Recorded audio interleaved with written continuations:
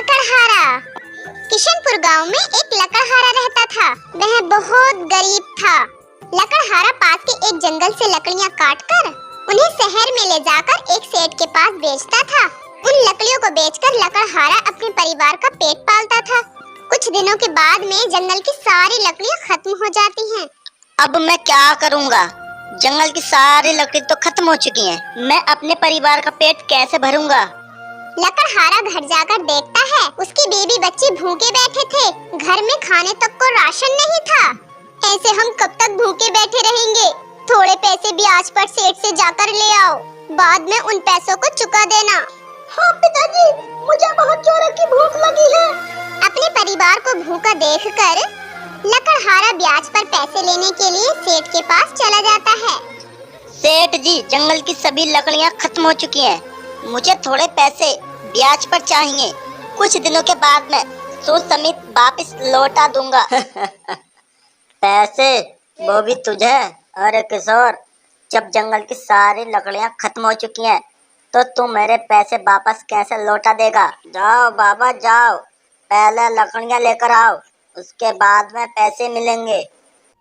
बेचारा लकड़हारा उदास मन लिए घर लौट आता है। अरे शारदा, सेठ ने भी पैसे देने से मना कर दिया।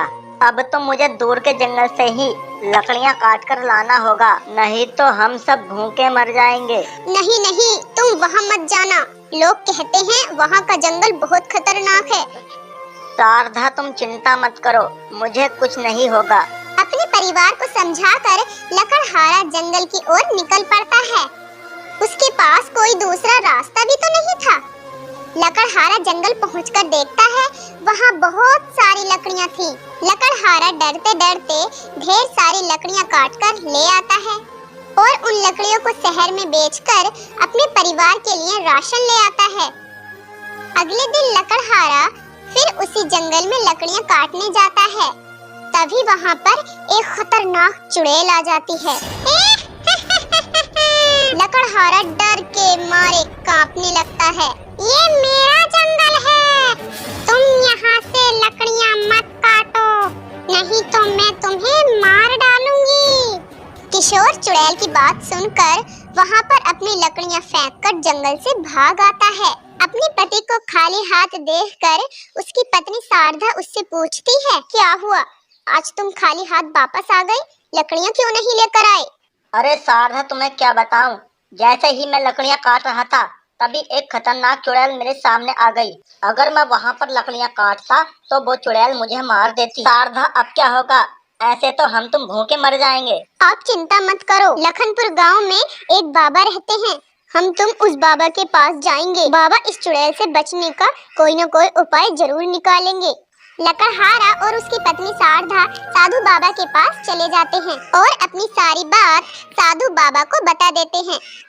अच्छा बेटा, तुम एक चुड़ैल से परेशान हो, तुम बिल्कुल भी चिंता मत करो।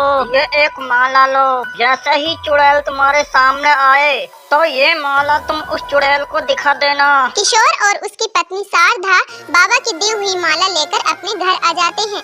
अगली सुबह किशोर फिर से उसी जंगल में लकड़ियाँ काटने के लिए चला जाता है। जैसे ही किशोर लकड़ी काटने के लिए अपनी कुल्हाड़ी उठाता है तभी वो खतरनाक चुड़ैल फिर से किशोर के सामने आ जाती है। तो फिर से लकड़ी काटने आ गया, आज तो मैं तुझे मार ही डालूंगी। किशोर बेडर होकर गुस्से से उस चुड़ैल से कहता है, अरे पागल चुड़ैल, तू मेरा कुछ नहीं बिगाड़ सकती। आज तो मैं इस जंगल से लकड़ियाँ काट कर ही रहूँगा। अच्छा, तेरी इतनी हिम्मत, तू मेरे जंगल से लकड़ियाँ काटेगा? मैं तुझे अभी मार डालती हूँ। चुड़ैल जैसे ही किशोर को मारने के लिए आती है तभी किशोर बाबा की दी हुई माला उस चुड़ैल के सामने कर देता है। फिर क्या, जादुई माला की शक्तियों से चुड़ैल वहीं पर मर जाती है। लकड़हारा हंसने लगता है और ढेर सारी लकड़ियाँ काटकर अपने घर ले आता है। इसी तरह लकड़हारा पहले की तरह रोज लकड़ियाँ काटकर लाता और अपने परिवार का अच्छे से पेट पालता।